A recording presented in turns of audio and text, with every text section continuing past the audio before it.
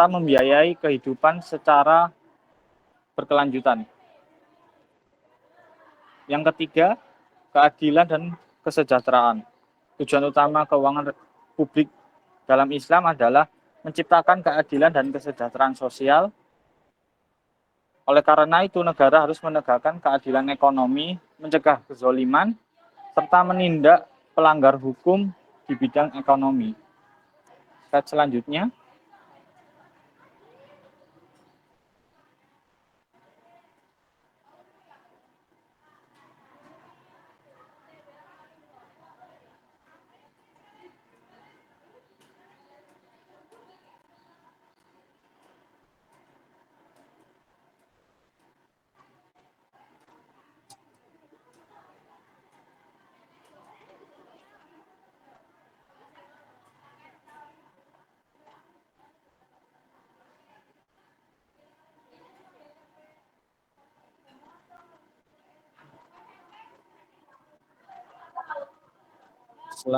Selanjutnya adalah fungsi negara dalam Islam. Negara dalam Islam memiliki peran yang sangat penting untuk menjaga kesejahteraan dan keadilan bagi seluruh rakyatnya. Berikut merupakan beberapa fungsi utama negara dalam Islam. Yang pertama adalah untuk pertahanan dan keadilan. Negara bertanggung jawab sepenuhnya atas pertahanan dan keadilan setiap warga negaranya. Yang kedua, adanya pengawasan pasar dan kesempatan kerja. Negara harus mengawasi pasar dan menciptakan kesempatan kerja. Negara juga dapat melarang praktek spekulasi dan monopoli serta menyediakan barang dengan harga yang terjangkau di pasar untuk memastikan harga dapat kembali keadaan keseimbangan. Yang ketiga, melakukan pemberdayaan terhadap orang miskin. Negara juga memiliki peran untuk memberdayakan masyarakat kurang mampu, seperti masyarakat miskin, anak yatim, janda, manula, serta orang cacat atau difabel. Yang keempat, slide selanjutnya akan dilanjutkan oleh teman saya.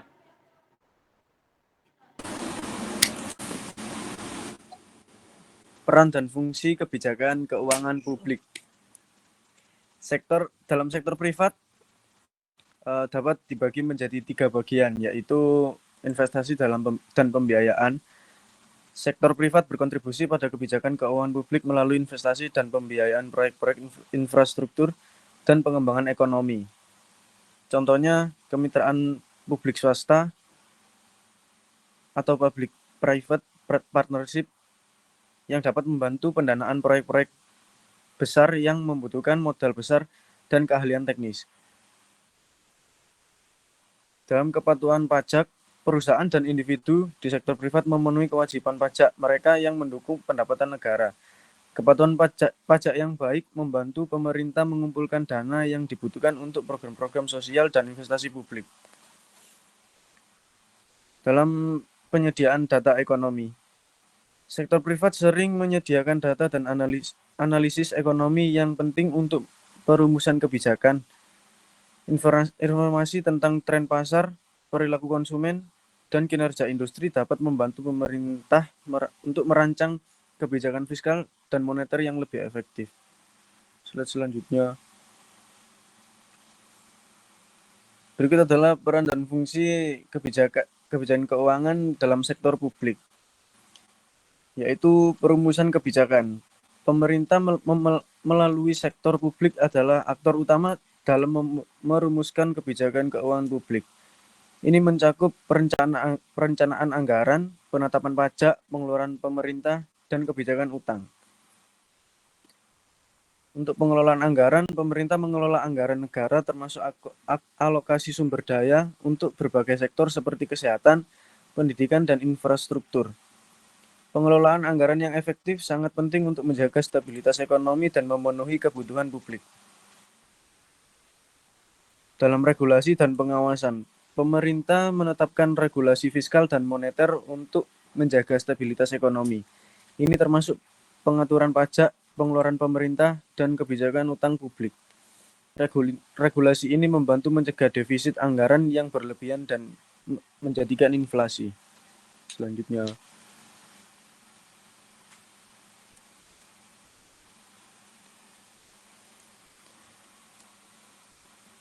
dalam sektor sosial, advokasi dan penilaian organisasi sektor sosial berperan dalam mengadvokasi perubahan kebijakan dan penilaian dampak kebijakan keuangan publik. Mereka menyuarakan kepentingan kelompok rentan dan memastikan bahwa kebijakan fiskal tidak merugikan segmen-segmen tertentu dalam masyarakat. Untuk pemantauan dan akuntabilitas, organisasi sosial sering melakukan pemantauan terhadap penggunaan dana publik dan pelaksanaan program-program pemerintah. Ini membantu memastikan transparansi dan akuntabilitas dalam pengelolaan keuangan publik. Dalam penyedia layanan sosial, organisasi sektor sosial sering menyediakan layanan yang melengkapi atau menggantikan layanan pemerintah dalam hal kesejahteraan sosial seperti bantuan bencana, program pendidikan, dan kesehatan komunitas. Ini membantu mengisi celah dalam pelayanan publik dan mengoptimalkan dampak kebijakan keuangan publik. Selanjutnya akan dijelaskan oleh teman saya.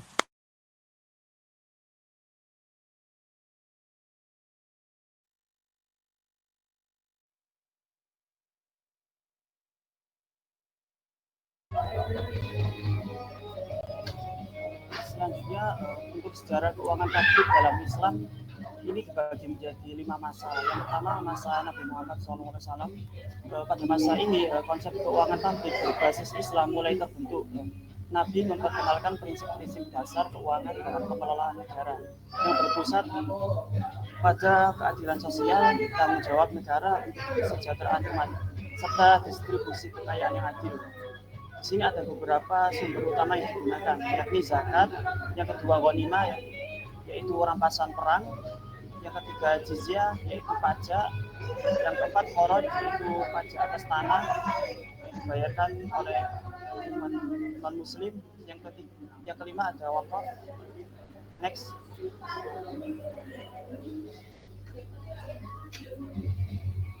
Yang kedua ada masa Khulafaur Rasyidin. Pada masa ini sistem keuangan yang telah direncanakan oleh Nabi dilanjutkan dan dikembangkan, seperti menciptakan Baitul Mal, yakni sebuah lembaga keuangan publik yang berfungsi sebagai tempat penyimpanan dana negara dan pengelolaan keuangan umat Islam. Khalifah Umar juga memperkenalkan Diwan, yakni sistem pencatatan administrasi keuangan negara yang lebih terorganisir.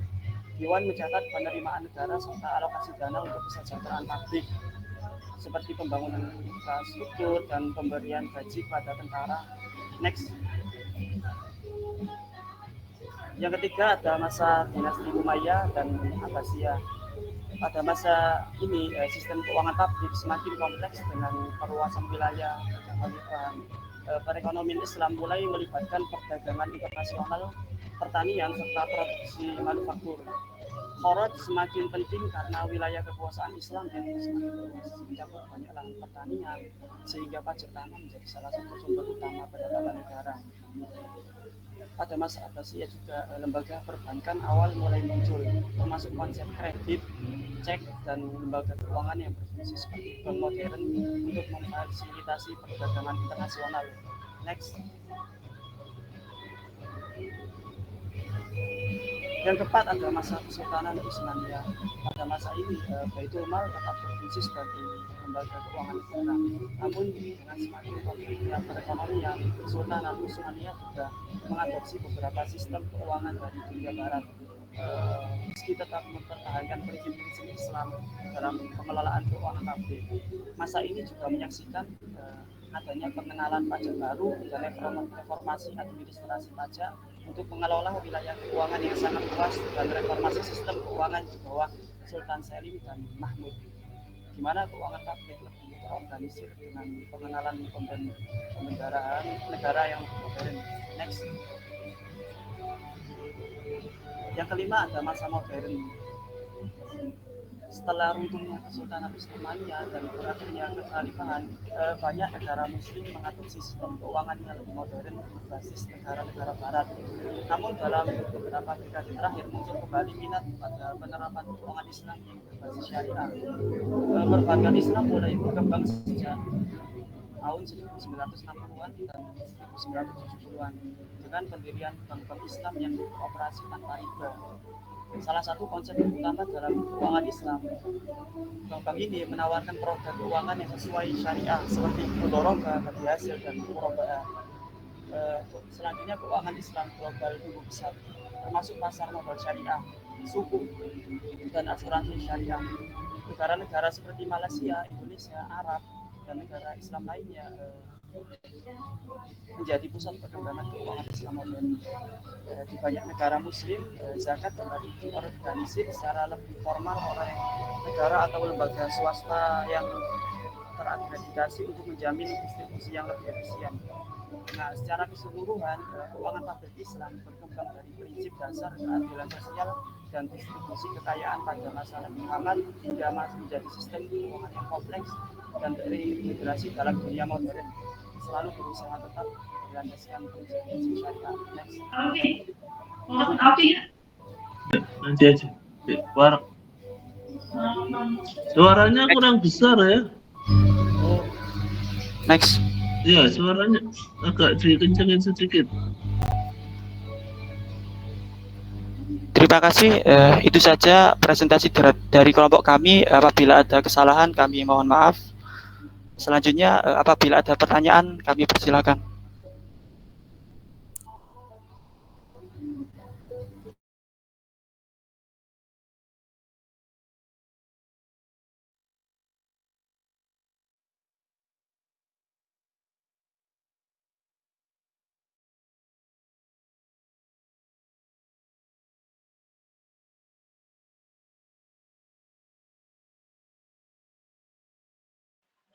Ya, silahkan kalau ada pertanyaan dulu.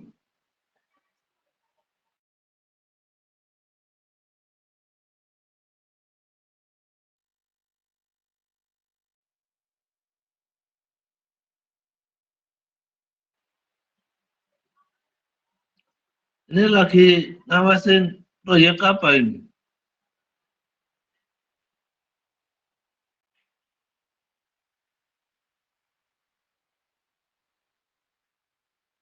Apa itu namanya? Ahmad.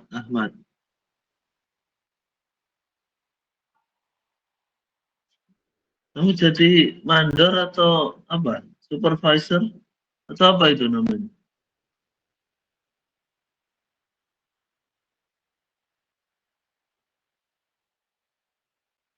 Nah, nggak kedengeran sih ya. Oke, mantap. Oh, jadi project Ya. control. Oh, itu apa? Bikin apa kamu? Perumahan atau apa? Project pembangunan.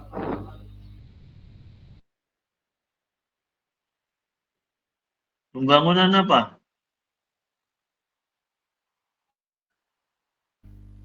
Pembangunan manufaktur di perusahaan, Pak. Sama kayak install barang atau pipa gitu, Pak. Iya. Sip. Oh, yang di Gresik itu ya? Kami yang di Gresik itu kan ya? Iya, Pak. Oh, iya. Mantap.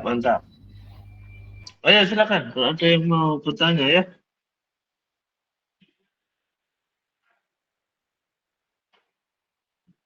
Ya, paling enggak 3 pertanyaan lah.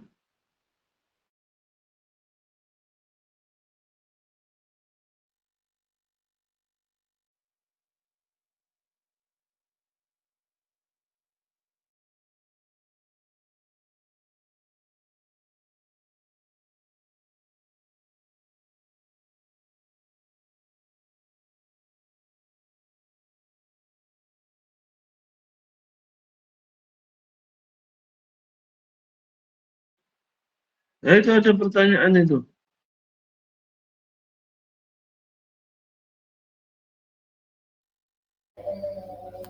Silakan pertanyaannya bisa disampaikan. Baik, izin bertanya. Terima kasih atas kesempatannya. Sebelumnya perkenalkan nama saya Lutfia Rahmah dengan NIM 035.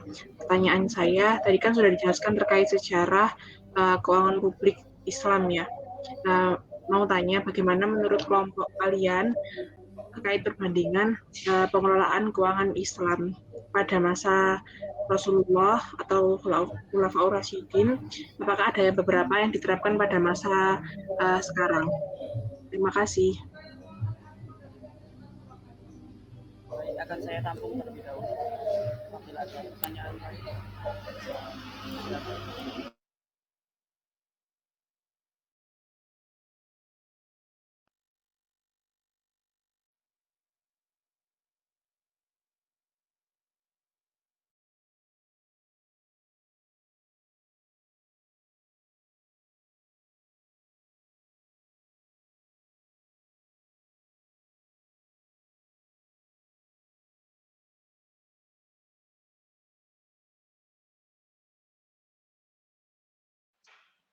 Ya, ya silakan yang lain.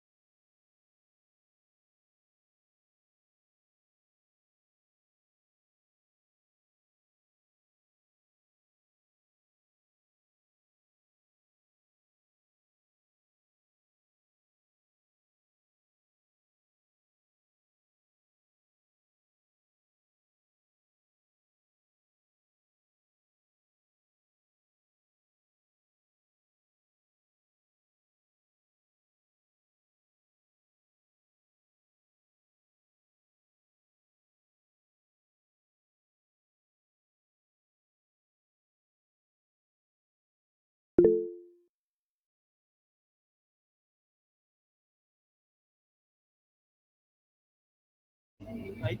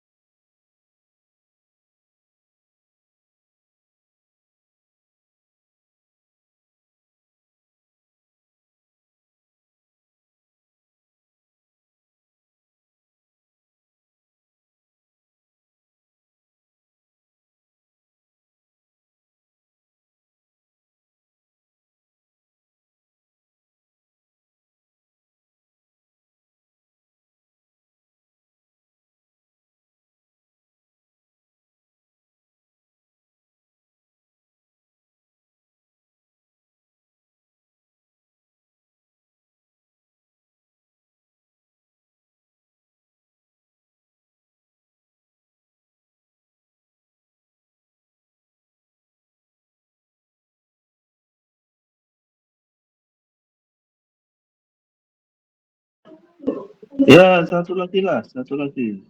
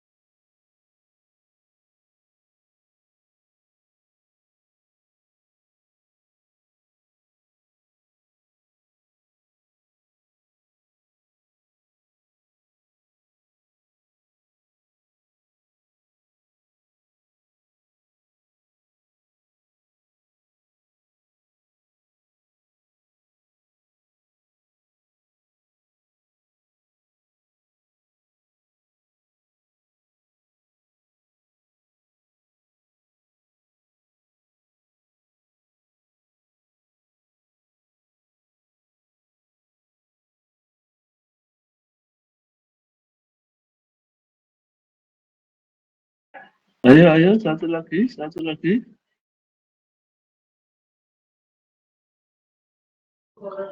Minggu kemarin apa ada pertanyaan yang belum terjawab ya? Alhamdulillah sudah terjawab semua, Pak. Oh iya.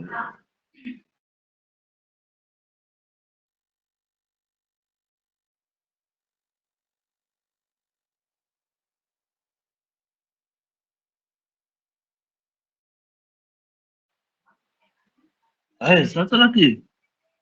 Masa cuma dua?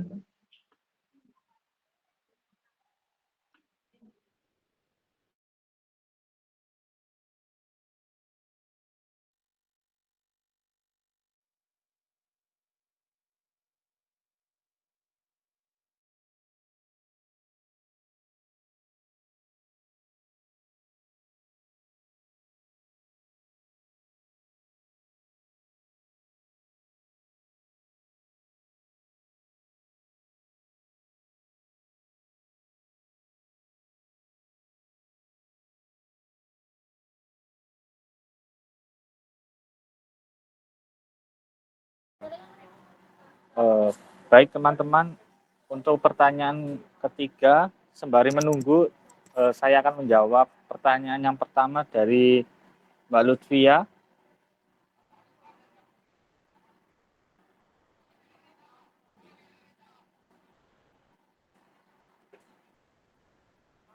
Bagaimana perbedaan sistem keuangan pada zaman Rasulullah dan zaman sekarang yang cukup signifikan, dan apakah ada kesamaan dalam prinsip yang diterapkan pada masa sekarang?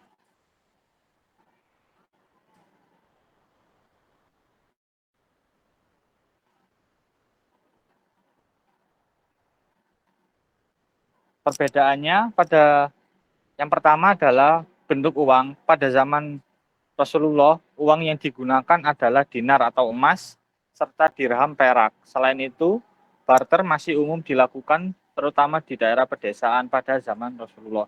Untuk zaman sekarang, uang sudah berbentuk uang kertas, koin logam, dan juga bentuk digital seperti uang elektronik atau pembayaran melalui QRIS. Yang kedua, ada pada sistem perbankan. Pada masa Rasulullah, tidak ada sistem perbankan formal seperti sekarang. Masyarakat lebih banyak mengandalkan mekanisme musyarakah atau kerjasama bagi hasil, atau menggunakan akad qard, pinjaman tanpa bunga. Karena bunga dilarang keras pada zaman Rasulullah, serta dilarang keras oleh Al-Quran. Untuk zaman sekarang, ada sistem perbankan modern dengan bunga serta investasi berbasis suku bunga. Namun muncul pula ada bank syariah yang beroperasi tanpa riba dengan menggunakan prinsip-prinsip seperti mudharabah dan juga murabahah. Sedangkan yang ketiga, ada pajak dan zakat. Pada masa Rasulullah tidak ada pajak formal seperti sekarang, tetapi ada zakat sebagai bentuk kewajiban keuangan untuk membantu kaum yang membutuhkan. Selain itu juga ada pungutan seperti jizyah atau pajak kepada orang-orang non-muslim, serta kharaj atau pajak tanah. Sedangkan pada zaman sekarang, pajak menjadi sumber utama pendapatan negara, meskipun zakat tetap ada bagi umat Islam atau perannya lebih sebagai kewajiban sosial keagamaan, bukan sebagian dari sistem pajak formal negara modern. Untuk kesamaannya sendiri adalah sama-sama melarang riba, atau yang kedua sama-sama berprinsip tentang keadilan, yang ketiga sama-sama menggunakan sistem bagi hasil. Kesimpulannya, sistem keuangan pada masa Rasulullah lebih sederhana dan berbasis pada logam mulia serta mekanisme ekonomi yang didasarkan pada prinsip Islami seperti larangan riba dan kewajiban berzakat.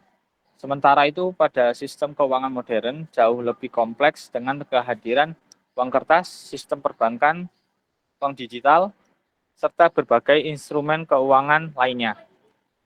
Namun prinsip-prinsip keadilan serta larangan riba tetap menjadi penghubung antara masa lalu dan masa kini, terutama dalam keuangan syariah. Sekian dan terima kasih. Untuk pertanyaan selanjutnya akan diserahkan kepada teman saya.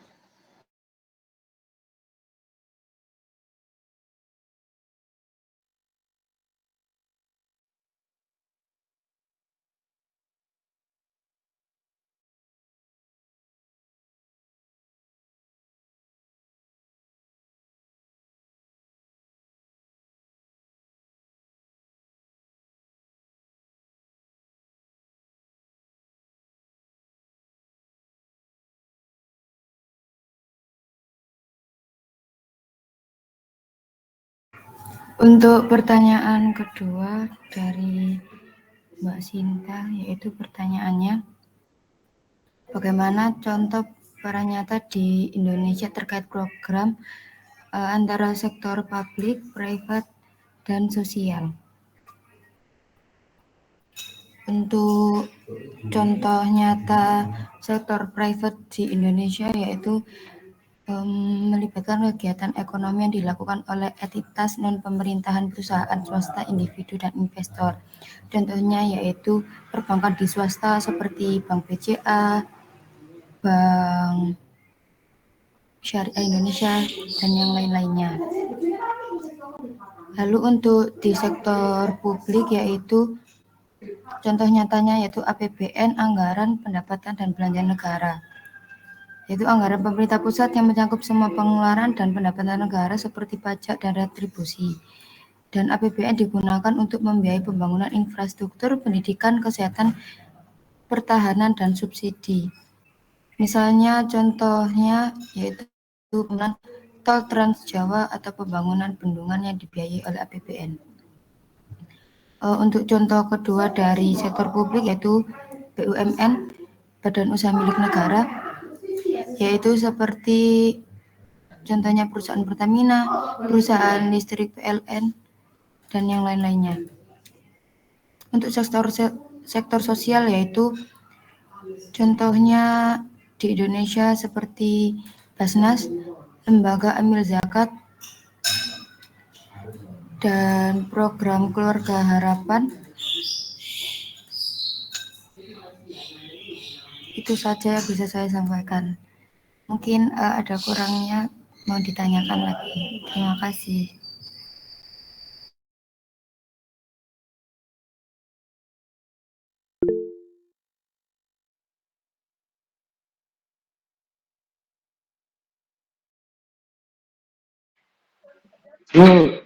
Itu ada pertanyaan itu di apa itu tadi ya? Ya.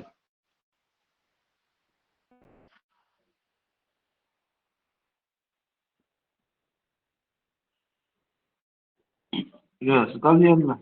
Jawab sekalian.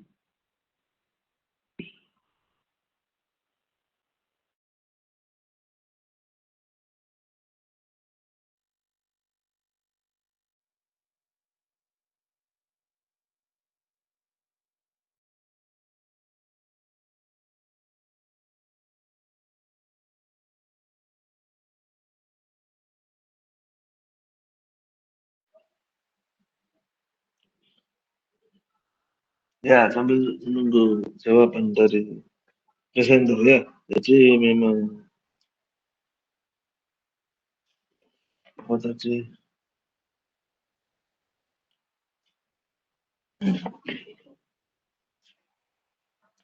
Kalau di negara modern seperti saat ini ya, tentu lebih kompleks ya, termasuk sistem keuangannya begitu ya. Apalagi kita pakai fiat money yang apa namanya, nilainya itu floating ya. Nanti kalian cari ya maksudnya apa? Floating ya. Mengambang. Jadi nilainya itu mengambang karena tidak berbasis pada ini sektor real gitu ya. Jadi sektor finance sama sektor barang itu nggak nyambung. Nah itu sebetulnya yang menjadi apa namanya sumber ribawi terbesar ya. Gara-gara duitnya itu dibungakan, habis itu dibunga-bungakan lagi. Ya nanti itu namanya pasar derivatif ya. Nah, itu wis nggak karu-karuan itu ya. Itu sudah inilah sederhananya ya. Kan kalau dalam Islam nggak boleh tuh menjual sesuatu yang belum dimiliki sepenuhnya. Nah, kan gitu ya. Nah, tapi kenyataannya banyak kalau sekarang ya. Apalagi kalau surat berharga gitu ya. Itu namanya pasar derivatif. Nah, terus apalagi tadi yang dibahas sektor swasta, sektor publik yang sektor sosial kan gitu ya. Sosial ya sesuatu yang nggak profit oriented kan gitu ya. Misalkan tadi dicontohkan temanmu banyak ya di Indonesia itu cukup maju ya sektor ini ya sosialnya ya.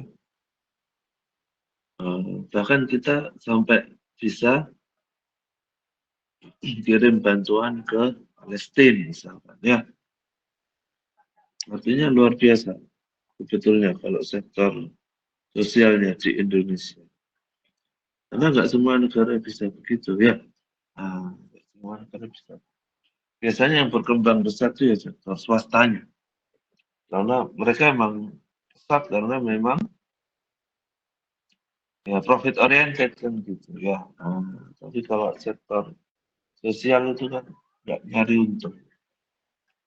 Masih bisa hidup aja itu sudah luar biasa ya. Menunjukkan bahwa orang Indonesia itu suka berderma ya. Suka berderma. Ya, gimana? Mau dijawab nggak yang ketiga itu? Atau saya ini? Gimana? Izin menjawab. Oh iya, silakan. Untuk tantangan dan hambatan dalam menanggapi kebijakan publik berbasis Islam itu misal kayak yang pertama itu perbedaan penafsiran syariah.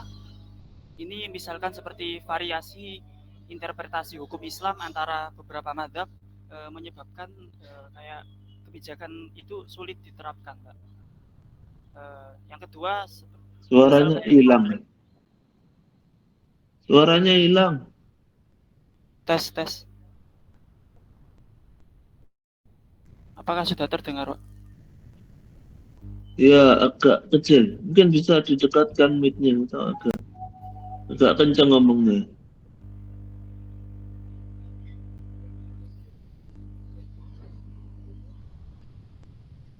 Apakah sudah terdengar jelas, Pak? Baik, untuk beberapa tantangan dan hambatan dalam menanggapi kebijakan publik berbasis Islam itu, misalnya kayak yang pertama itu perbedaan penafsiran syariah. Nah, ini itu di antara beberapa mazhab itu menyebabkan perbedaan pendapat yang menyebabkan kebijakan sulit diterapkan secara konsisten. Yang kedua itu misal kayak kompleksitas implementasinya. Nah, dalam menerapkan prinsip Islam, sistem modern seperti perbankan atau hukum ini seringkali rumit dan memerlukan penyesuaian yang tepat. Itu bisa dianggap sebagai tantangan dan hambatan. Yang ketiga itu misal kayak kayak isu HAM-nya, Pak. Misal kayak beberapa kebijakan berbasis syariahnya itu dianggap bertentangan dengan standar internasional terkait hak asasi manusia dan gendernya, Pak. Nah, mungkin itu dari saya. Mungkin ada tambahan dari Bapak. Terima kasih.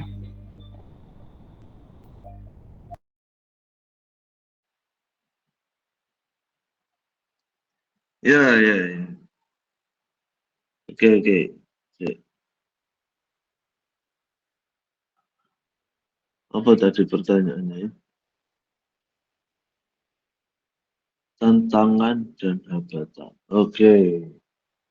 Ya, saya rasa sudah cukup betul ya yang disampaikan. Siapa tadi? Ariel Noah tadi ya. Oke, oke.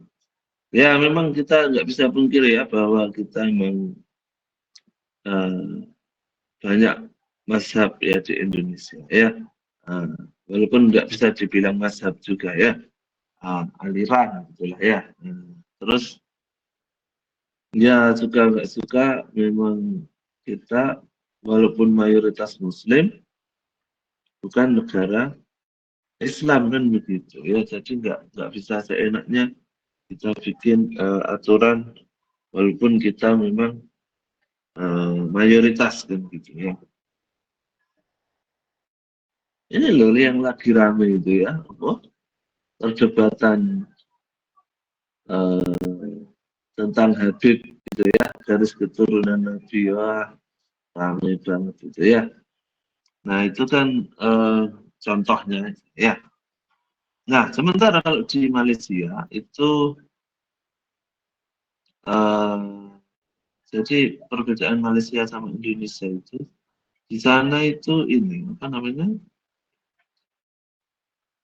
top down ya. Jadi merintah punya aturan yang sangat Islami gitu ya, terus diterapkan. Nah kalau Indonesia itu harus berjuang dari bawah baru ke atas ya.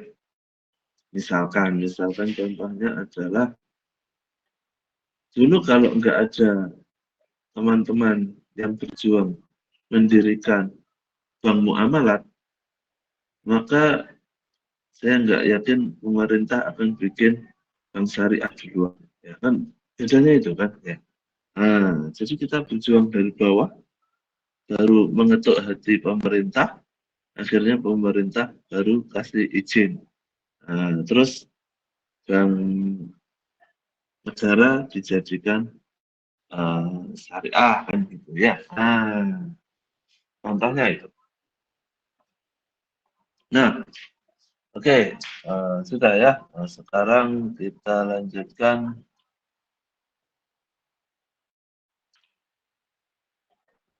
Ya masih tentang itu tadi ya. Masih tentang itu tadi. Nah, saya mau membahas nah ini tentang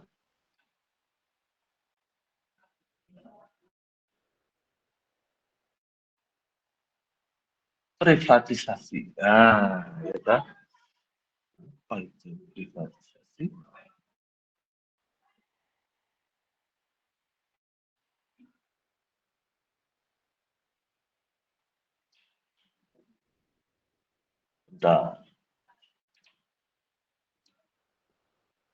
Nah, jadi privatisasi itu kan penguasaan, nah, gitu ya, sektor-sektor tertentu kepada pihak swasta. Nah, kan begitu ya. Jadi kalau di dalam Islam, itu ya, di dalam Islam itu ada prinsip-prinsipnya ya, prinsip-prinsipnya. Yang pertama, yang sudah saya sampaikan kemarin ya, ada hadis riwayat Abu Dawud, Rasulullah bersabda, manusia itu berserikat dalam 3 perkara, air, api, dan padang rumput. Nah, kan gitu ya. Nah, ini seperti yang saya sampaikan minggu kemarin kalau nggak salah ya, sudah ya. UUD 45 itu kan itu Islami banget ya. Nah, itu sangat segaris atau sangat sejalan dengan hadis Rasulullah ini. Nah, kan gitu ya. Nah, kemudian Islam itu juga mengakui kepemilikan pribadi. Maksudnya apa? Maksudnya adalah kalian juga punya hak milik. Emang ada yang nggak mengakui hak milik? Ada. Ada. Ya. Misalkan dulu negara-negara komunis ya. Walaupun sekarang negara komunis murni itu sudah hampir nggak ada ya, mungkin tinggal Korea Utara aja ya, karena China itu sudah liberal ya, eh, sudah nggak komunis lagi. Karena kalau komunis murni itu nggak boleh ada orang kaya, semuanya sama rata, sama rasa, dikuasai oleh negara. Ya, sudah pernah tak ceritakan ya bahwa kalau di negara yang pure komunis itu setiap anak yang lahir itu milik negara ya, bukan milik bapak ibunya. Nanti dididik jadi tentara, nah kan begitu ya. Oke. Jadi kalau dalam Islam ada hak milik ya, tapi kalau di apa namanya ideologi politik yang lain itu ada yang tidak mengakui hak milik ya. Terus harus adil, nah, kan begitu ya. Privatisasi tidak boleh menyebabkan kesenjangan ekonomi. Nah, terus nggak boleh monopoli, ya tak? Rasulullah bersabda, barang siapa monopoli, maka ia adalah pendosa. Ya, maksudnya bukan main monopoli itu ya, bukan ya. Jadi dia menguasai sesuatu sehingga karena dia menguasai resource-nya, maka dia bisa menentukan harga seenaknya begitu ya. Dia nggak punya saingan. Nah, di Indonesia pernah ya seperti ini ya. Nah, terus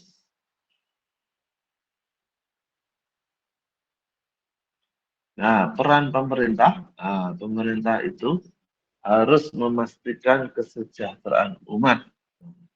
Pemerintah harus memastikan bahwa sektor-sektor yang sangat penting, ya, misalkan pendidikan, terus kesehatan, terus sumber daya alam, itu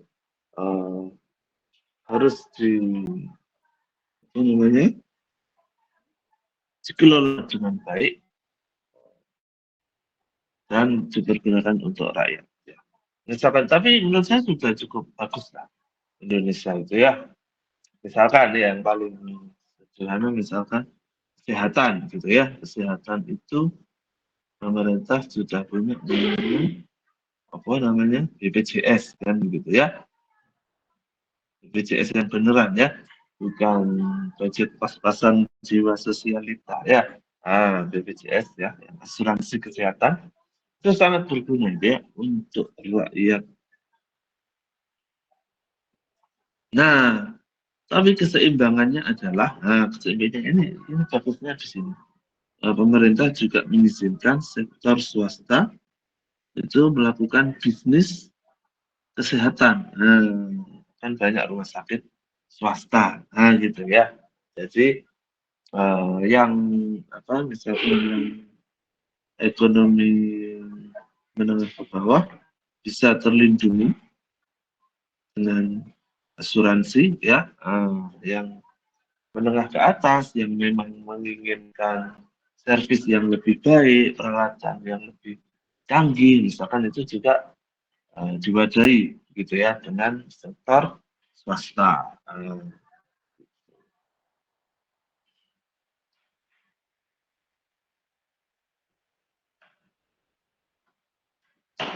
Nah, cuman begini, yang apa namanya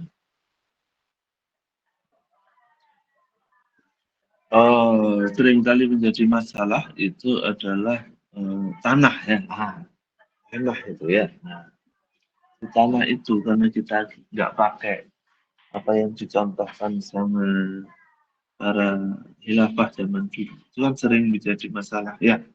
Kalau zaman kekhalifahan dulu, pokoknya kamu punya tanah nggak bergerak selama 3 tahun ya atau nggak produktif itu boleh dipakai. Nah kan gitu ya, boleh dipakai.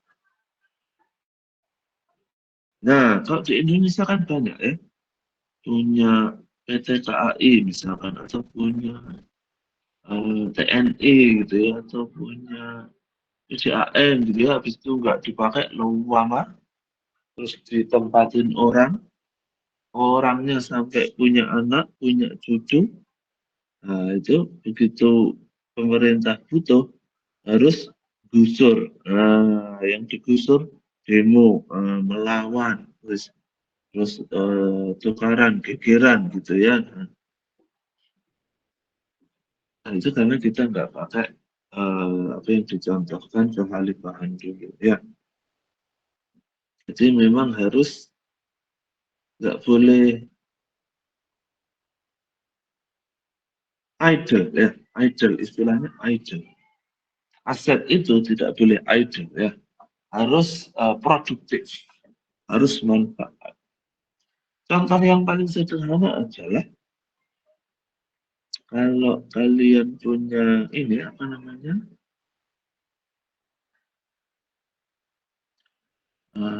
emas, nah, emas melebihi nisab, ya toh, itu kena semacam hukuman. Hukumannya adalah harus bayar zakat. Ya, kan gitu ya.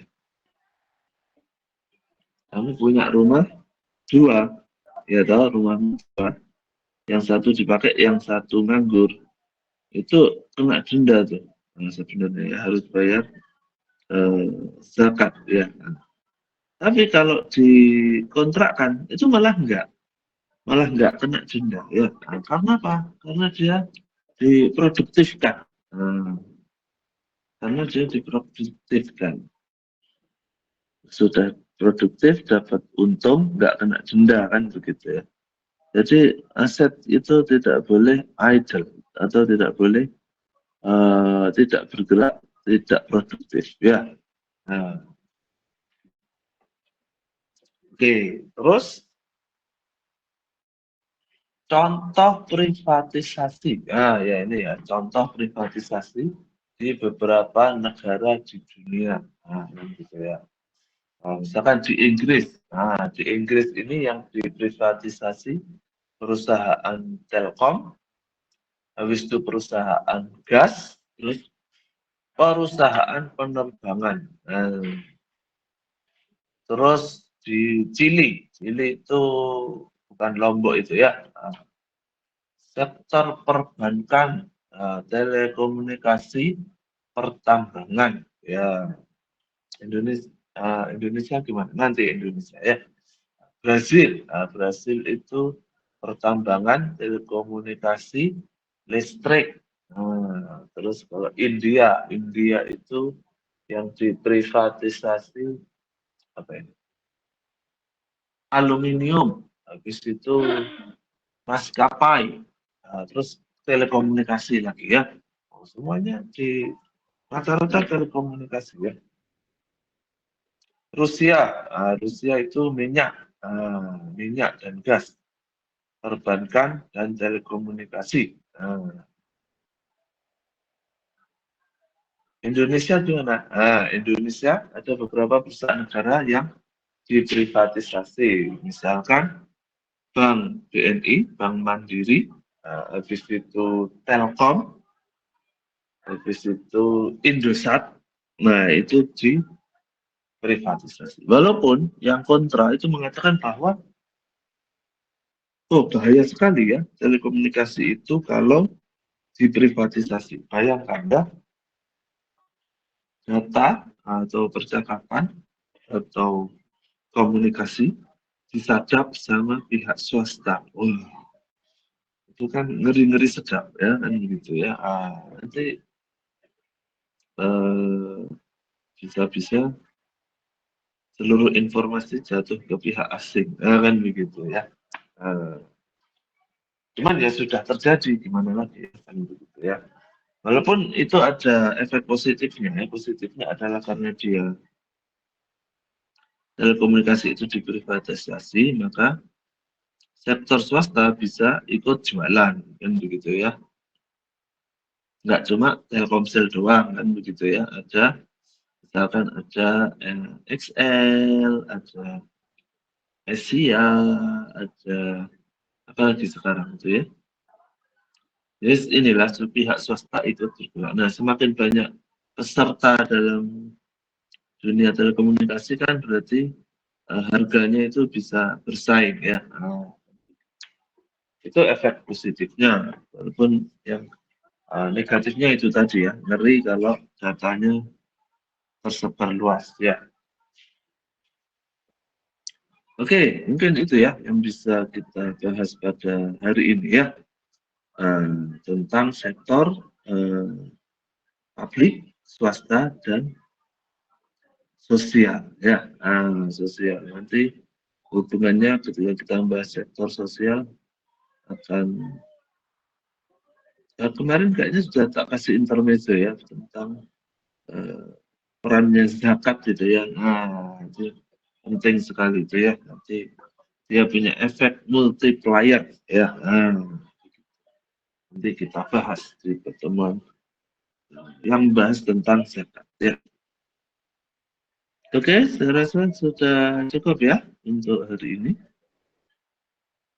Kalau ada pertanyaan tambahan mungkin bisa didiskusikan di grup ya, atau minggu depan ya. Karena waktunya sudah lama ya, sudah 1 jam kayaknya ya. Kalau online itu kalau terlalu lama enggak nyaman ya, kecuali offline. Ya itu ya, kita akhiri dulu untuk hari ini ya. Kita tutup dengan doa akhir majelis. Subhanakallah wa bihamdihi. Ya, terima kasih PC ya, terima kasih presenter hari ini dan para peserta kelas pagi ini ya. Minggu depan ketemu lagi, insya Allah. Saya akhiri, wassalamualaikum warahmatullahi wabarakatuh. Waalaikumsalam warahmatullahi wabarakatuh. Terima kasih, Pak. Terima kasih, Bapak. Ya.